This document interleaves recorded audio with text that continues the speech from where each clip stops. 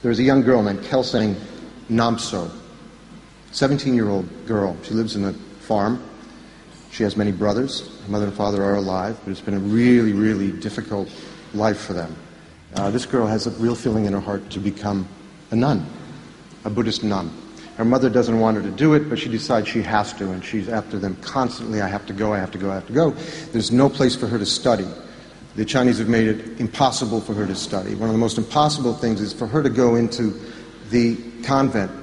She has to denounce the Dalai Lama, which she would rather kill herself than do. So she decides that she's going to go to India to see His Holiness the Dalai Lama. Reluctantly, the family allows her to do it, and she kind of miraculously puts together $520, or the equivalent, to hire a guide. And she finds that she's in a group then of about 70 people who are also trying to get out of Tibet. So she sets off in the middle of the night with this group in a car, and they go off for many, many hours from her village. And she's been told that it'll probably take only 2 days for them to walk into Nepal, down the Nangpa Pass, which is the usual way that people escape into Nepal and then to India. So they go several hours, they get out of the van, they realize that there's more people than they thought there was going to be. There are approximately 70 people, and they start walking in the middle of the night, and the freezing cold, and it becomes worse and worse. 2 days go by, 5 days go by of walking, 10 days go by. They have young children with them, 6, 7, 8, 9 years old. Women, nuns, older men, younger men. They continue on. 10 more days. The food is gone. They're starving. They have no more energy to even move. They're desperately cold at night. They don't have tents. They don't have sleeping bags. They're in tennis shoes, light clothes, a jacket. Some of them have hats. Some of them don't. They're carrying whatever belongings they can on their back in handmade backpacks. The 22nd day, they're literally starving to death. Some of the kids are losing consciousness. But they're coming to the last day of the walk. The final day. They're 1/2 hour from getting to the border of Nepal. Just over the border, there is a settlement, a reception camp that I know very well that receives them. There's medical care there, there is food, there's comfort, there are Tibetan friends who have been trained to deal with them. They're 1/2 hour away. The Chinese border police come up. They take aim with their high-powered rifles, and they fire a bullet. And this young nun is shot through the stomach. And as you see, she falls in the snow. 1/2 hour. She takes off her pack. The other ones move forward, try to get out there as fast as they can because they realize that the police are going to be on top of them. They run this way, they run that way. The group breaks up. 20 go this way, 20 that way. Some back to the camp of the mountain climbers who accidentally took this footage. She's left alone in the snow. She gets out of her pack and she starts crawling in the snow. She gets 10 feet away. She can't move anymore. She stops. The mountaineers are stunned. They don't know what to do. The man who's taking the footage stops the camera. He feels that he can't do this anymore. He's frozen. And they watch as the Chinese guards go to pick the body up. They go through papers. They don't know what to do.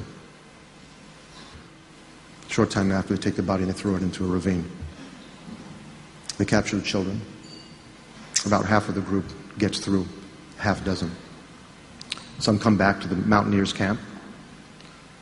One of them is hidden by the cameraman who shot this footage in the toilet tent. As the guards come, Chinese border guards come through looking for him. He's kept there. He's terrified. He's given some food and some clothes.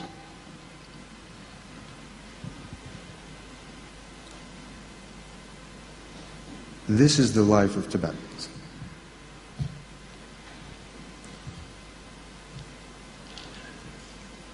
When the Chinese were confronted with this, and this kind of proof that we haven't had for 50 years, we know this has been going on, but we didn't have photographic proof, they said they shot in self-defense, which of course is insane. And then they explained that this was normal border management. Now, I think we all feel that this kind of behavior was finished in 1989, 1990, when the former Soviet Union changed, when this wall came down here. That the shooting of unarmed civilians who, because of the dead end of their lives, trying to find something better, are just shot like animals, literally like bighorn sheep on the hillside. It's a thing that makes me sick. It makes me ill. And I've seen this footage now several times. And to find out more about this young nun, Kelsang Namso, this black shape that falls in the snow and doesn't move anymore. This was a real person. A real person.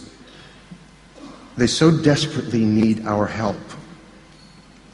And we're talking very much tonight about what the German people can do, what the German government can do, what Mrs. Merkel can do. This has to be brought up to the Chinese in every discussion. The framework by which the Chinese are dealt with, the way we consider dealing with this new superpower, the new China, whatever it ends up being. Chinese leaders themselves don't even know where this is going. It's going so quickly.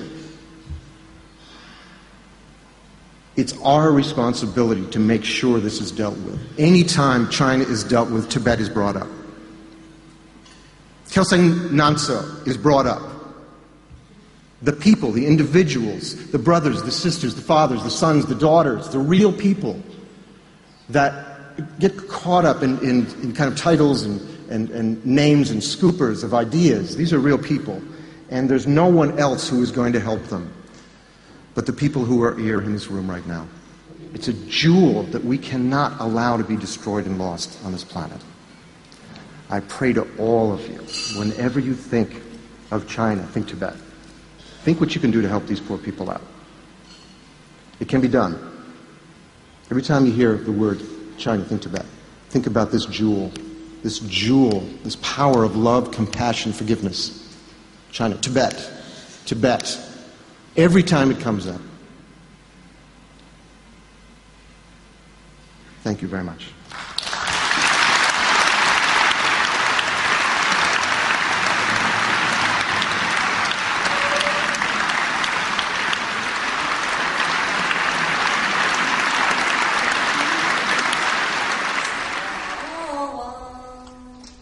Yeah.